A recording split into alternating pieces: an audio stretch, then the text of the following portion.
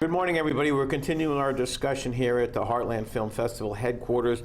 My old friend Kim Hood, who I worked with many years ago, and of course was married to the great Andy Jacobs. Good morning. Good morning. It's so good to see you. You did a movie called The Revolutionist about Eugene Debs. For those who don't know who he was, why is he important today, and why should we watch the movie? He's important today for three reasons. First, he gives us industrialized unionism. Debs looks at our democracy and says, okay, we've got the government, we've got the capitalists, and we've got the workers, and we have to organize those workers so they have a seat at the table. And then he also is the father of Debsian socialism. And what is that? I mean, today we have these notions about socialism. Right. But socialism in Debs' time and in Debs' viewpoint was public schools, child labor laws, equality for women and minorities, and fire departments, police departments, libraries, all the things we sort of take for granted today. I must interrupt you and say I agree with everything you said, but interestingly, he did not have a positive feeling with everybody. I mean, he spent years in jail. Did he not? Well, he went to jail after the Pullman strike. After the and that strike, was industrialized unionism, and that gave us Labor Day.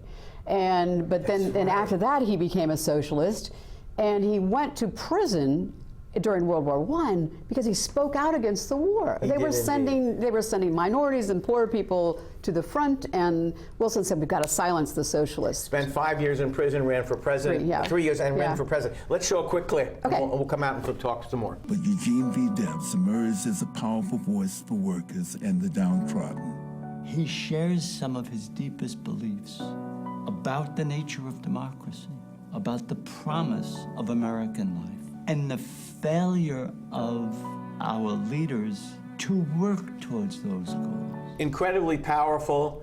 The interesting thing about this guy is that he was a great orator, wasn't he? Oh my, yes. Robert Ingersoll. He was on the speaking circuit. Right. We didn't have television. We didn't have iPhones. So people went to their theaters or they went to the town square to hear people and hear ideas. And that was the interesting thing about the spread of socialism. The federal government actually subsidized socialist newspapers because they believed it spread knowledge. Exactly. Interesting. And the Christian socialists and the Jewish socialists of that time, they would have like weekly book club meetings where they would talk about science or biographies. And they invented What Would Jesus Do? WWJD. Is that right? And then they changed it to What Would Debs Do to get him to run for president. Wow. So his story is phenomenal. And there was a moment when I just teared up because I thought, this is today. You know, it's so relevant. It's so relevant. It's unbelievable. We could talk. I wish I had my old radio show back. We could talk for 3 hours.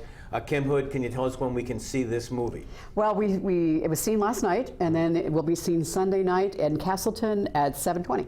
Castleton at 7:20. Yeah, I hope you come out to see it. It's really a good show. So good to see you. It's good to see you too. Back to the studio.